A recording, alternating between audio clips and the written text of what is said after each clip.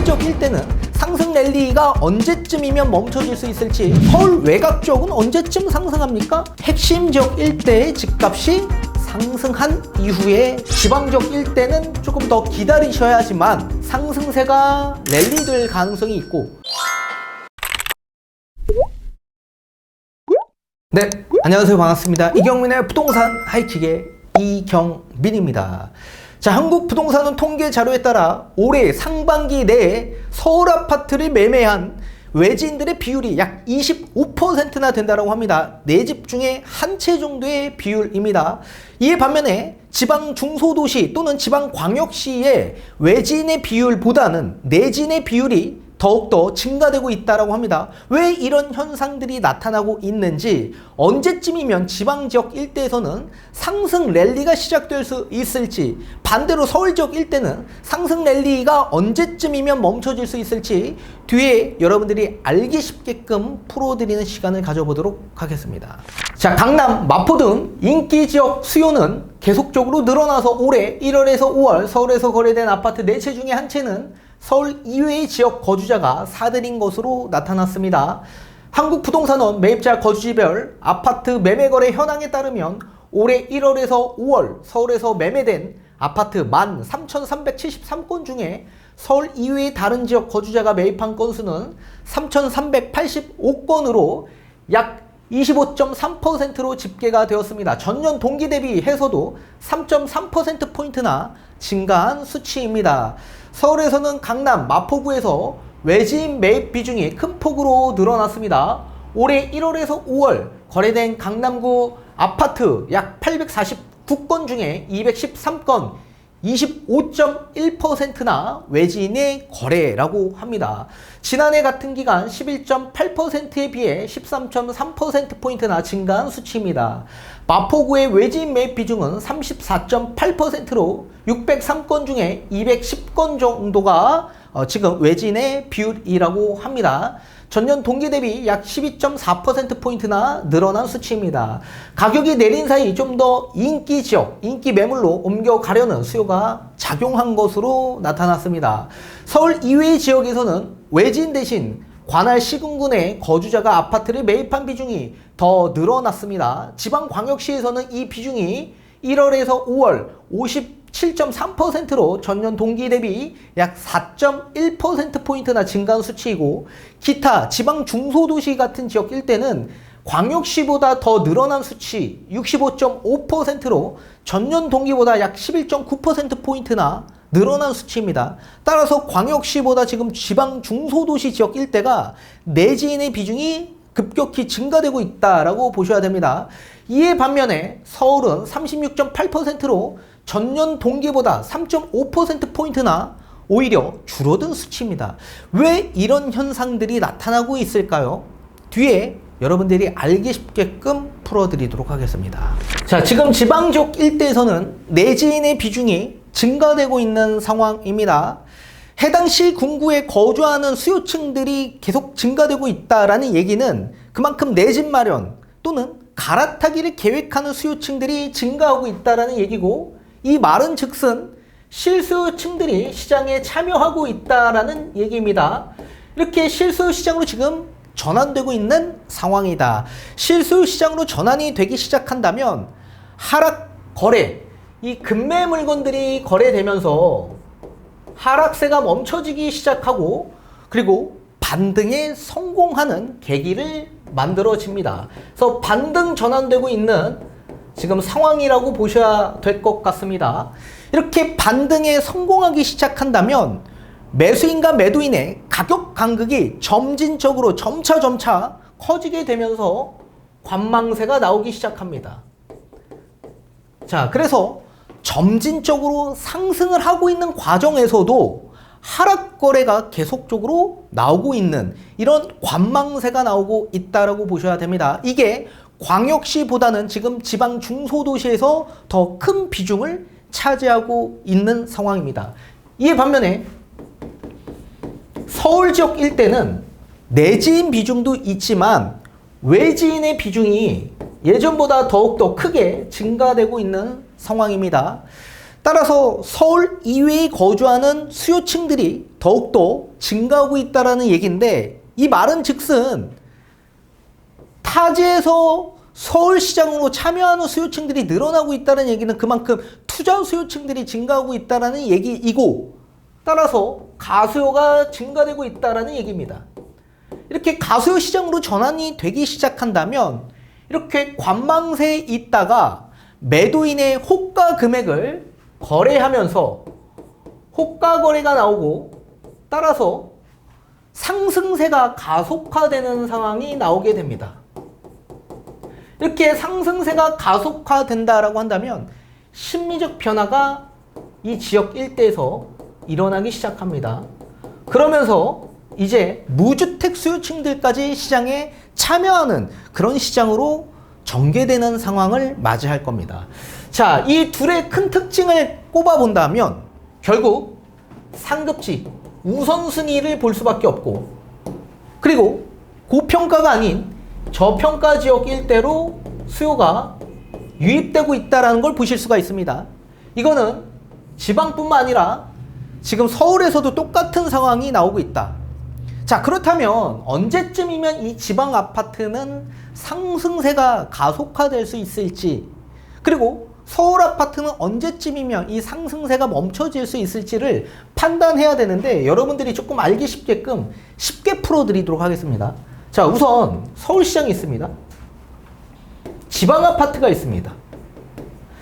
자, 서울 아파트가 폭등합니다.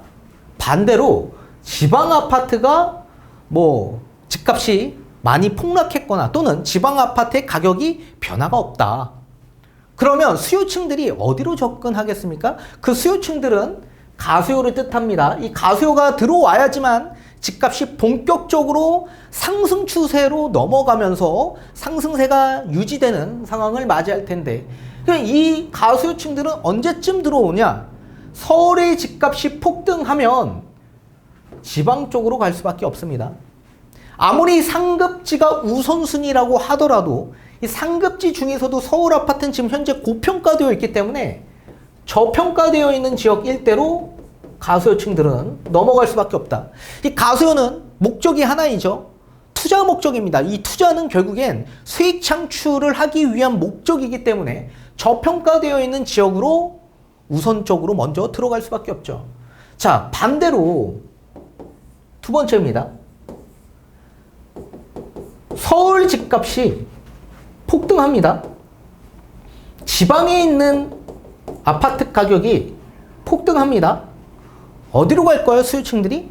당연히 서울시장으로 접근할 수밖에 없다. 자, 서울시장으로 접근하는 이유가 뭘까요?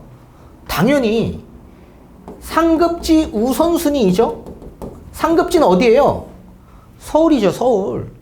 그래서 서울시장으로 접근을 하게 되는 겁니다. 반대로 세 번째, 서울시장의 가격이 하락하는데 지방 아파트의 가격이 상승합니다. 어디로 갈까요? 수요층들이 당연히 서울시장으로 갈 수밖에 없다. 그죠? 그 이유가 뭘까요? 결국 상급지인데 저평가되어 있기 때문에 그렇다. 간단하죠? 자, 네 번째입니다. 반대로 서울 집값도 하락하고 지방 지역 일대의 집값도 하락합니다. 어디로 갈까요, 수요가? 당연히 서울로 들어가죠. 왜요? 똑같이 상급지 우선순위에 저평가되어 있기 때문에 서울시장으로 들어간다. 자, 그러면 지금 현재의 기준을 우리가 삼아 본다면 지금 집값 하락은 어느 특정 지역 일대에서만 나오는 겁니까? 아니죠.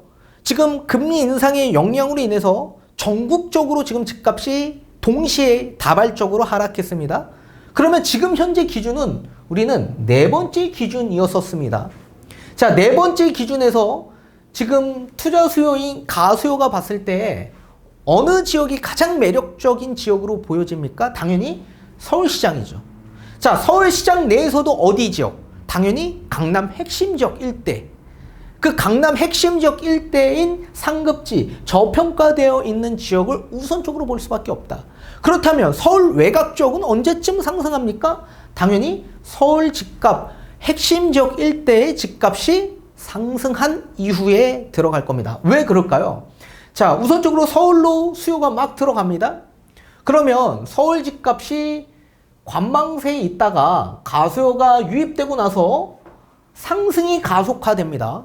매도인의 호가를 거래함으로써 한두 건의 거래로도 집값 상승을 이끌어냅니다. 그리고 나서 심리적 변화를 일으키고 무주택 수요가 또 뒤늦게 들어가면서 시장에 참여하면서 수요가 증가됨에 따라 가격 상승이 이어지며 1번 상황으로 이어지게 되겠죠. 자, 그러면 서울 집값이 갑자기 폭등을 합니다. 근데 지방 아파트 가격은 올라가지 못하고 계속 요 내지인들만 유입되는 시장으로 전개되고 있습니다. 그렇다면 외지인들이 봤을 때, 가수요가 봤을 때 어느 지역이 가장 수익 창출을 할 수 있는 지역으로 보여집니까? 당연히 서울 지역 일대보다는 지방 지역 일대가 저평가되어 있기 때문에 이 시기 때 들어갈 수밖에 없겠죠. 이 시기 때. 그죠? 자, 따라서 서울도 마찬가지입니다. 상급지 우선순위로 서울의 1급지, 2급지에서 큰 폭으로 상승이 되면 결국엔 상급지는 언제? 서울 1, 2급지가 폭등한 이후에 상급지에 외지인들이 들어와서 또 금액을 올려놓는다. 자, 지방도 마찬가지입니다. 지방도 광역시에서부터 먼저 상승세가 이어지고 외지인들이 투입되고 그 이후에 광역시 지역 일대 집값이 상승세로 이어지고 정점에 이르면 결국 기타 중소도시 지역 일대로 외지인들이 다시 그 시점에 들어갈 수밖에 없을 거다. 자, 그렇다면 만약에 서울 집값이 상승하고 그 이후에 지방 쪽으로 외지인들이 들어온다라고 하는데, 그렇다면 그 기준점이 분명히 있을 텐데 그 기준점이 어느 기준점이냐라고 본다면 서울에 저항선이 만들어졌습니다. 이미 이 저항선에 걸쳤을 때 아마 외지인들은 서울 아파트 가격이 고평가되어 있다라고 판단을 할 겁니다. 그 저항선은 전고점이죠. 전고점. 이미 서울시장은 전고점 끝으로 저항선이 만들어졌습니다. 그 저항선에 걸리는 순간 외지인들은 이게 거의 고점 같다, 고평가되어 있다라고 판단을 하는 수요층들이 많아질 수밖에 없을 겁니다. 그렇다면 고평가되어 있는 서울시장보다는 오히려 저평가되어 있는 지방지역 일대로 수요층들이 이동을 할 수밖에 없을 거고, 수요 이동으로 인해서 또 서울의 집값은 떨어질 수밖에 없는 이런 디커플링 현상들이 일어날 수밖에 없는 겁니다. 따라서 결국엔 지금 현재의 기준은 4번 기준에서 서울과 지방의 모든 전 지역들이 집값이 떨어졌지만 이제 서울시장부터 먼저 외지인들이 투입되고 나서 호가 거래가 되면서 상승세가 계속 가속화되는 현상이 나타나지만 지금 정고점을 한번 찍고 내려왔기 때문에 그 저항선이 만들어졌기 때문에 저항선까지 금액이 다시 도달하는 순간 또 외지인들은 서울에 고평가되어 있는 지역들보다는 아직도 집값이 올라가지 못한 관망세가 지속되고 있고 점진적으로 조금씩 상승되고 있는 지방지역 일대를 우선적으로 볼 수밖에 없다. 그 지방지역 일대에서도 광역시를 우선적으로 보고 광역시도 마찬가지 이렇게 집값이 상승이 되면 결국 중소도시 지역 일대로 넘어올 수밖에 없다. 그래서 지방지역 일대는 조금 더 기다리셔야지만 상승세가 랠리될 가능성이 있고 지방지역 일대가 또 상승이 되면 어떻게 됩니까? 결국 서울의 집값이 하락하는 순간 또 상급지 우선, 저평가 우선순위로 서울시장으로 또 들어올 수밖에 없으면서 지방 아파트의 가격이 또 떨어질 수밖에 없는 이런 현상들이 나타날 수밖에 없을 겁니다. 따라서 모든 상승은 동시다발적으로 상승되기보다는 상승은 하되 반등에 성공한 거지 이게 추세적 폭등 장세가 일어나는 건 아닙니다. 따라서 시차 상승을 두면서 상승을 할 거니 지방 아파트를 소유하고 있는 분들은 좀 더 기다려 보시는 게 가장 좋은 선택이 되지 않을까라고 말씀을 드리고 싶습니다.